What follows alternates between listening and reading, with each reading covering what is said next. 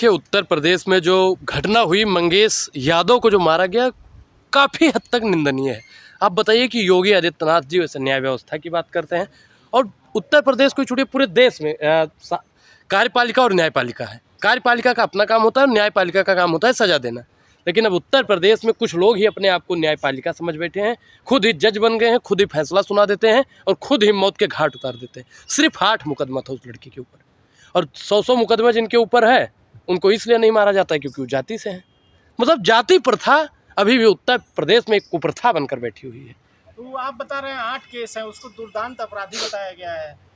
देखिए, कोर्ट तय करेगा, ये उत्तर प्रदेश की कोर्ट तय करेगी, सही है कि नहीं? बोलिए। योगी जी ना तय करेंगे ना योगी जी की पुलिस तय करेगी। जिसने सटा के छाती पे सटा के गोली मारी है वो नहीं तय करेगा। कसूर क्या था उस लड़के का, बताइए। डीके शाही की टीम चप्पल पहन के इनकाउंटर कर रही है। मैडम, ये वही आप बताइए कि उत्तर प्रदेश में लगातार इनकाउंटर ही हो रहा है। उन युवाओं को रोजगार नहीं दिया जाएगा तो वो अपराधी ही बन जाएगा ना धीरे धीरे करके। उत्तर प्रदेश में मुझे लगता है कि रोजगार की आवश्यकता है। उत्तर प्रदेश में मुझे लगता है विकास की आवश्यकता है, महिलाओं को सुरक्षित रखने की व्यवस्था को लाया जाए। लेकिन उत्तर प्रदेश सरकार ठोकने की व्यवस्था ला रही है। सरकार को इस पर अपराध मंथन करना चाहिए। काम कर रहा है। मैडम, अपराध मुक्त की इन्होंने बात की थी। अपराधनाथ खुद सोचे कि उनके ऊपर कितना मुकदमा है। एक समय पर माननीय योगी आदित्यनाथ जी खुद सदन के अंदर रो रहे थे और आज मतलब सत्ता आते ही दूसरे के ऊपर वही चीज़ लागू करेंगे, ये गलत है। साधु का ये रवैया हो ही नहीं सकता, संत का ये रवैया हो ही नहीं सकता। खून आँख का बदला, महात्मा गांधी ने कहा था कि आँख का बदला आँख पूरे विश्व को अंधा बना देगी। तो योगी आदित्यनाथ जी बदले की राजनीति कर रहे हैं। किससे बदला मैडम, हर उस आदमी से बदला लिया जा रहा है जो मतलब शासन या प्रशासन कुछ किया उसको ठोक दो, जो किया ठोक दो। आप बताइए, आरोपी तो था। आप बताइए धनंजय सिंह पर कितना मुकदमा है, ब्रिजभूषण सिंह पर कितना मुकदमा है। तमाम वो लोग हैं जिन पर 50 से अधिक मुकदमा है, लेकिन सरकार उन पर कोई कार्रवाई नहीं करेगी क्योंकि उनके पीछे ठाकुर लगता है। और यादव लग गया, कुर्मी लग गया, पटेल लग गया, या फिर ओझा लग गया, दुबे लग गया, शुक्ला लग गया, ठोक दो। नहीं बचेंगे, ओझा भी नहीं बचेंगे। मैडम, मुझे भी डर लगता है क्योंकि मैं भी उत्तर प्रदेश से हूँ। 2 मुकदमा मेरे ऊपर हो गया है, मुझे अब डर लगता है। अनुराग ओझा को डर लगता है? बिल्कुल डर लगता है। योगी जी से डर लगता है? सबसे डर लगता है मैडम, क्योंकि 2 मुकदमा हो गया, 2-4 और होगा, ठोक देंगे कहीं भी है। तो क्या मतलब निरंकुशता चल रही है देश में, लोकतंत्र खत्म है? बिल्कुल, लोकतंत्र को कहीं ना कहीं खत्म करने की एक सोची समझी साजिश चल रही है और वर्तमान सरकार की सबसे बड़ी नाकामयाबी है। और विपक्ष लगातार सवाल उठा रहा है लेकिन वर्तमान सरकार जवाब दे ही नहीं है। तो रास्ता क्या होगा? रास्ता सरकार बदलना। 27 में हर एक जुल्म का हिसाब लिया जाएगा। हम ओझा जी के लड़के हैं, जेल से नहीं डरते हैं। हम जेल से इनके डरने वाले नहीं हैं। ये जेल में ठूस दें या गोली मार दें, सवाल तो हम लोग साहब पूछते रहेंगे। दमन में तेरे दम है कितना देख लिया है देखेंगे, और जेल में तेरे जगह है कितना देख लिया है देखेंगे। तो मतलब आप ये तय कर चुके हैं, आपको ये लगता है कि आप लगातार सरकार के खिलाफ बोल रहे हैं तो आपको जेल होगी, आपको आपकी हत्या हो सकती है, राजनीति क्या? बिल्कुल, मैंने अभी स्पष्ट किया कि भाई उस लड़के के ऊपर 8 मुकदमा था, मेरे ऊपर 2 मुकदमा हो गया है। कभी भी ये सरकार में हमको ठोक दिया जा सकता है, इसलिए मुझे मेरी जान को खतरा है। तो ये लोग तो कहते हैं, और जहाँ जहाँ डबल इंजन की सरकार है, उत्तर प्रदेश में आप चले जाइए तो वहाँ के पुलिस प्रशासन से खतरा है, बिहार में अगर आप चले जाइए तो वहाँ के अपराधियों से खतरा है, हरियाणा में आप चले जाइए तो वहाँ पे गौरक्षकों से खतरा है। तो गौरक्षक तो कह रहे थे, हमको लगा कि मुसलमान है। आर्यन मिश्रा की माँ ने कहा है, आर्यन मिश्रा की माँ ने कहा है कि क्या मुसलमान आदमी नहीं है, इंसान नहीं है? आप मुसलमान समझ के किसी को भी मार देंगे। अब तो जिसने मारा है उसका कहना था कि मुझसे मतलब मुझे ये अपराध बोध हो रहा है कि मुसलमान मरता तो मुझे खुशी होती है, एक ब्राह्मण मर गया। आप बताइए कि ब्राह्मण को मार के या मुसलमान को मार के उनको खुशी मिलेगी? मुसलमान को मार के खुशी मिलेगी? इनको मुसलमानों का इतिहास पढ़ना चाहिए। जब बहादुर शाह जफर के बेटे को मारा गया तो अंग्रेजों ने कहा कि माफ़ी मांग लीजिए, दबदबे में दम नहीं, अब खैर मांगो जान की जफर ठंडी हुई तेग हिंदुस्तान। तो उन्होंने माफ़ी नहीं मांगी। उन्होंने कहा कि गाजियों में बू रहेगी जब तलक ईमान की, तक तलंदन तक चलेगी तेज हिंदुस्तान की। आप बीर अब्दुल हमीद का इतिहास को पढ़िए, पहले मुसलमानों का इतिहास को पढ़ लीजिए, फिर मुसलमानों को गाली दीजिए, मुसलमानों को फिर मारिए। इस देश में आज़ादी में सबसे ज़्यादा भाग लेने वाले अगर कोई थे तो मुसलमान थे। आप चले जाइए, इंडिया गेट पास में है, इंडिया गेट में चले जाइए, वहाँ पे सबसे ज़्यादा मुसलमानों का नाम आपको मिलेगा। तो आप क्या कहना चाहते हैं? क्योंकि भाजपा वाला दामाद बनाएगा मुसलमान को, लेकिन भाजपा का जो गौरक्षक वाला बना हुआ है वो मुसलमान को टारगेट करता है। बुलडोजर एक्शन पर क्या बोलेंगे? जिस तरह से बुलडोजर हर घर मुसलमानों पे चलाया जा रहा है बिना कोई नोटिस का, क्या कहेंगे इस पे? देखिए, बुलडोजर नीति इस देश के लिए एक अभिशाप है और बुलडोजर नीति अगर नहीं खत्म की गई तो अखिलेश जी ने जैसे कहा है ना कि बुलडोजर का रुख गोरखपुर की ओर मुड़ जाएगा। तो बीजेपी ने कहा तो कि हिंदुओं को मारना चाहते हैं गोरखपुर में जाके, अखिलेश क्या करना चाहते हैं? अच्छा एक चीज बताइए मैडम, आपने कहा कि हिंदुओं को मारना चाहते हैं, ये तो हिंदू मुसलमान सिख ईसाई सबको मार रहे हैं एक तरफा, और हम लोग किसी को नहीं मारना चाहते, हम लोग तो सबको लेकर साथ में चलने वाले हैं। पीडीए का हमारा नारा था। आप बताइए कि ए लास्ट में PDA, ए से अगड़ा, और आप बताइए कि माता प्रसाद पांडे को बताइए कि नेता प्रतिपक्ष बनाया उत्तर प्रदेश में कि नहीं बनाया? इधर देखिए नहीं, आप बताइए, हम सामने ही देख रहे हैं, आप बताइए हमको बनाया कि नहीं बनाया? तो हम लोग तो सबको साथ में लेकर चलने वाले हैं। समाजवादी पार्टी, इंडिया गठबंधन हमारा सबको साथ में लेकर चलता है, लेकिन वर्तमान सरकार सिर्फ और सिर्फ हिंदू मुसलमान की राजनीतिक रोटियां सेक रही। 27 के बाद में साहब आप भी याद रखिए, नोट कर लीजिए कि ये बुलडोजर चलेगा, सबका साथ भी होगा, सबका विकास भी होगा और सबके साथ विश्वास भी होगा, लेकिन ये बुलडोजर मैडम गोरखपुर की ओर जाएगा। तो ये कह तो रहे हैं कि बटोगे तो कटोगे, बिल्कुल भाजपा वाले। बिल्कुल, अगर हम लोग बटेंगे तो कटेंगे, हम लोग एकत्रित हो जाएंगे ना तो भाजपा हमको बांट नहीं पाएगी। भाजपा हमको बांटने का काम कर रही है, कभी हमको जाति के नाम पर बांटती है, कभी हमको धर्म के नाम पर बांटती है, कभी हमको मजहब के नाम पर बांटती है। हम लोगों को एकजुट होना बेहद ही जरूरी है। जातिगत जनगणना नहीं होगी, आरएसएस ने कहा है। ये आप तय करेंगी कि ज्योति यादव तय करेंगी? नहीं, आप तय करेंगी। मोहन भागवत जी कहते हैं नहीं होगी, कंगना रनावत JP नड्डा से मिलती हैं, फिर उसके 10 मिनट बाद आके इंटरव्यू देती हैं, कहती हैं जातीय जनगणना नहीं होनी चाहिए। ये मैडम आप लोग उन्हीं के प्रयोगशाला से आते हैं, जो चीज़ पढ़ के उसी पर ही सवाल करेंगे। जातीय जनगणना आप रोक पाएंगे? और मैं आपको स्पष्ट कर दूं आप लोगों को कि अगर प्रधानमंत्री नरेंद्र मोदी जी जातीय जनगणना नहीं करवाएंगे तो देश का अगला प्रधानमंत्री जातीय जनगणना करवाने के लिए तैयार है।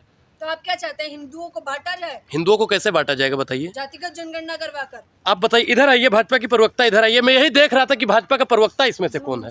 भाजपा का प्रवक्ता यहाँ पे हमको मिल गया। अब आप बताइए हमको मैडम कि कैसे हिंदुओं को बांटा जाएगा? इस देश में पता चलना चाहिए ना कि दलित कितना है, पिछड़ा कितना है, किसान कितना है, आदिवासी कितना है, अल्पसंख्यक कितना है, ब्राह्मण कितना है, बनिया कितना है, क्षत्रिय कितना है। क्या करेंगे जान के? जान के क्या करेंगे?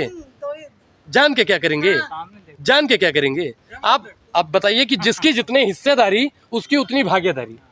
100 में 90 शोषित है, शोषितों ने ललकारा है, धन धरती और राजपथ पर 90 भाग हमारा। जिसकी जितनी आबादी है उसकी उतनी हिस्सेदारी भी होनी चाहिए। कंगना कह रही है कोई जाति नहीं पूछता, कहाँ से आए हैं आप? तब उसका नाम जानती हैं आप? वो जो हमारा नवा राशि है अनुराग ठाकुर, उस सदन के अंदर राहुल गांधी जी की जाति पूछ रहा था। तो बताते क्यों नहीं है राहुल? जाति न पूछिए, साधु की पूछ लीजिए ज्ञान। राहुल गांधी से ज्ञान की बात कीजिए, ध्यान भटकाने की बात मत कीजिए। सुषमा स्वराज जी ने एक बार कहा था कि इधर उधर की बात न करिए, बता तेरा कारवा क्यों लूटा। तो भारतीय जनता पार्टी अब इधर उधर की बात कर रही है, उसका कारवा क्यों लूटा है ये आज देश की जनता जानना चाहती है। अखिलेश यादव की तारीफ कर रहे हैं, पीडीए 1 नंबर ठप है। सीएम योगी क्या बोले हैं? जी, पीडीए 1 नंबर ठप है। ठप कैसे हो गया आप बताइए? PDA मतलब ये दलितों का अपमान करने वाली भारतीय जनता पार्टी है, अल्पसंख्यकों का अपमान, आदिवासियों का अपमान करने वाली भारतीय जनता पार्टी ये PDA को ठप करने का काम कर रही है। PDA को हम लोग तब तक आगे लेकर चलेंगे जब तक इस देश में दलित, पिछड़ा, किसान, आदिवासी को उनका हक अधिकार नहीं मिल जाता है। हम लोग तब तक बोलते रहेंगे। बताइए, अब्दुल समझ कर आर्यन मिश्रा को मार दिया। देखिए, आर्यन मिश्रा की जो हत्या की गई दुखद है, और वर्तमान सरकार ब्राह्मण विरोधी सरकार है। सबसे ज्यादा अगर भारतीय जनता पार्टी की सरकार में कोई प्रताड़ित हुआ है तो हमारा समाज ब्राह्मण समाज तो प्रताड़ित दलित हुआ तो सपोर्टर है ना, दलित के क्या? मैडम दलितों का जितना अपमान भाजपा ने किया है ना उतना है। कहाँ? इनको मध्य प्रदेश मैडम को घुमाइए थोड़ा।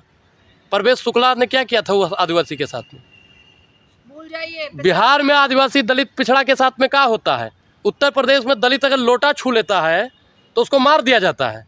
आप बताइए, अगर लड़का किसी को कॉपी ले लेता है तो उसको मार दिया जाता है। स्कूल का अध्यापक भी उसको पीटने का काम करता है। मुंडी मत हिलाइए, बताइए।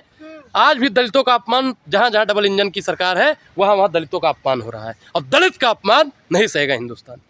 तो ओझा जी करवाएंगे जनगणना? बिल्कुल जाती है। मैंने अभी स्पष्ट किया कि अगर प्रधानमंत्री नरेंद्र मोदी जी नाकामयाब रहते हैं तो देश का अगला प्रधानमंत्री जातीय जनगणना करवाने के लिए तैयार है। अगला प्रधानमंत्री कौन? राहुल गांधी। राहुल गांधी, क्योंकि लगातार वो जातीय जनगणना की बात करते हैं, और विकास की आंधी, और 25 में आ रहा है राहुल गांधी। जहाँ कांग्रेस सरकार है वहाँ जातीय जनगणना क्यों नहीं? मैडम, मैं आपको बता दूं कि बिहार में हम लोग गठबंधन में थे, जातीय जनगणना हुई थी, भाजपा ने रोक दिया उसका सर्वे। ठीक? अरे चाचा सुनो, ब्राह्मणों की बात बाद में करो, पहले जातीय जनगणना पे बात करो। अब आ जाते हैं कहाँ पे? जहाँ पे भी अभी कांग्रेस की सरकार है जिधर से, उधर भी हम लोग जातीय जनगणना करवाने के लिए बोल दिए हैं कि जातीय जनगणना बहुत जल्दी होगी, बहुत जल्दी होगी, बहुत जल्दी होगी। हम लोगों ने मैडम हम लोगों ने घोषणा कर दिया, हम लोगों ने घोषणा कर दिया है जातीय जनगणना की। राहुल गांधी ने बोला करवाएंगे। अरे मैडम ये अनपढ़ लोग को कहाँ से ले आते हो भाई, वहाँ का मैनिफेस्टो जाके पढ़ो। आपसे सवाल करे तो अनपढ़, आपसे सवाल करे मैनिफेस्टो जाके पढ़ो तो बिल्कुल बिल्कुल। मैं एक चीज बताऊँ, हिमाचल में जातीय जनगणना होने वाली है, हमने बोल दिया है वहाँ पे, हमारे मैनिफेस्टो में भी था, हमारे मैनिफेस्टो में भी था, हम लोग बोल दिए हैं कि वहाँ पे भी जातीय जनगणना। सुनिए, पूरे देश में हम लोग जातीय जनगणना करवा के रहेंगे। सरकार बने हुए अब तक तो मस्जिद पे राहुल गांधी मोहब्बत की दुकान चुप है, बंद हो गई मोहब्बत की दुकान जी। खाली पोस्टर में मोहब्बत की दुकान, मस्जिद पे जबान नहीं खुल रही राहुल गांधी। हम लोग मुसलमानों को वोट चाहिए बस। मैं एक चीज बताऊं कि इस देश में मोहब्बत की दुकान राहुल गांधी जी ने खोल दिया है, और मोहब्बत की दुकान की तारीफ करने वाली कंगना रनावत जी हैं, और उनका क्या नाम है जो हमारे से ज़्यादा कलाई बांधता है, चिराग पासवान। चिराग पासवान भी राहुल गांधी जी की तारीफ करने लगा है। जाति बताइए। अरे मैडम सुनो, पहले आप अपनी जाति बताइए और यहाँ पे आके डिबेट करिए। कंगना रनावत की हमको छोटी बहन लगती है। जो पत्रकार सवाल करे वो आप बताइए, जाति पूछेंगे ही? भाजपा की प्रवक्ता हो गई। ये जाति पूछेंगे मैडम आप लोग, जाति पूछेंगे, जाति पूछेंगे, जाति पूछेंगे, जाति पूछेंगे, आप जाति पूछेंगे, जाति पूछेंगे। मेरी जाति है इंसानियत, अब जाति पूछेंगे। जातिगत जनगणना करानी है ना जी, जातिगत जनगणना करानी है ना, बिल्कुल। जाति बतानी होगी। जातीय जनगणना इस देश में साहब बहुत जरूरी है, क्योंकि जब तक जातीय जनगणना नहीं होगी तब तक भारतीय जनता पार्टी अपनी राजनीतिक रोटियां सेकती रहेगी, जैसे कांग्रेस सेकती है। कांग्रेस ने कभी जाति पर राजनीति नहीं की। जातीय जनगणना हम लोग करवाने की बात करते हैं, और मोहन भागवत कहते हैं नहीं होनी चाहिए। सुनिए चाचा, मुस्लिम हितैषी और जबान नहीं खुल रही है वहाँ हिमाचल में। हम लोग मुसलमानों पर बात होती है, हिंदुओं पे होती है, ब्राह्मणों पे होती है, भूमिहारों पर होती है, क्षत्रिय सब पर बोलते हैं, सब पर बोलते हैं, सब बोलते हैं। हम लोग बोल रहे हैं ना, हम लोग बोल रहे हैं ना, हर मुद्दे पर बोलना बहुत जरूरी। जबान खुल रही है, हर मुद्दे पर हम लोग बोलते हैं, हर मुद्दे पर हम लोग बोलते हैं। आपके विधायक ने क्या बोला वहाँ पे? क्या बोला है बताइए क्या आप? बोला? नहीं आप बताइए। कह रहे आपको कि मस्जिद अवैध है, पता है अवैध है। देखिए, अवैध और वैध हाँ, वो कोर्ट तय कर देगा। तो आपके विधायक क्यों बोल रहे हैं? गिरा देने की राहुल बात गांधी की खामोशी क्यों है? अच्छा, एक भाजपा का वो लोग है जो कहता है कि मस्जिद में घुस के मारेंगे, आप लोग उस पर सवाल नहीं करेंगे। आपकी सरकार की सुनिए पुलिस क्या कर रही है वहाँ साहब, पे? सुनिए, राज्य सरकार का सुनिए पहले, सुनिए। भाजपा का लोग काहे बोलता है ऐसा कि मस्जिद में घुस के मारेंगे? अच्छा, कभी आर्यन को आरिफ समझ के मार दिया जाता है, कभी मंगेश यादव को मार दिया जाता है। आप उस पर बात नहीं करेंगे, वास्तविक मुद्दों पर आप धर्म अच्छा, पर जानबूझकर सुनिए, नहीं, सुनिए, वो मुद्दा नहीं है, सुनिए महाराज, वो मुद्दा नहीं नहीं है सुनेंगे महाराज। आप, नहीं सुनेंगे। ऐसी ये बात वास्तविक है। मुद्दों पर, वास्तविक मुद्दों पर बात नहीं करना चाहते हैं। हमको हिंदू मुसलमान के एंगल पर मस्जिद के लाकर, सामने आप जो है बिल्कुल वहाँ पे मैं कह रहा हूँ कि हनुमान चालीसा पढ़ा जाएगा। इस देश में हनुमान चालीसा पढ़ा जाएगा? बिल्कुल नहीं पढ़ा जाएगा। हमारे लिए मंदिर काफी कर रही है है। पुलिस हम वहाँ पर? मंदिर के आगे बैठकर आपकी श्री पुलिस गुरुचंद क्या कर सरोवर रही है? निर्मल मुकुट सुधार भरनो रघुवंश सुजोदायक फलचार बुद्ध हिंद जान के सुमरो पवन कुमार बल अरे बुद्धि नकली विद्या ब्राह्मण है। हरो कलेश विकार। हम लोग तो मंदिर के सामने बोलेंगे, हम लोग तो मंदिर के सामने जाके बोलेंगे। नकली ब्राह्मण सर्टिफिकेट है। देंगे आप, नकली इसका मुंह ब्राह्मण देखिए, मुंह देखिए, सर्टिफिकेट हमको देगा। देखो, मुंह तो दिख रहा है तुम्हारा। सर्टिफिकेट दोगे, दिख रहा है, मुंह सर्टिफिकेट कितना दोगे। दिखला भाजपा रहे के हो? पत्रकार सर्टिफिकेट बांटोगे। तुम्हारा चाचा हिंदू का सर्टिफिकेट बांटता है और तुम यहाँ पे ब्राह्मण और आपके नेता दलित क्यों का नहीं बोल रहे नहीं। आप किस बताइए, आप बात का? सर्टिफिकेट बांटेंगे कि मैं ब्राह्मण हूँ कि नहीं हूँ? आप सर्टिफिकेट बांटेंगे। अरे इसकी शक्ल दिखाइए चोर की। ये देखो चोर, ये देखो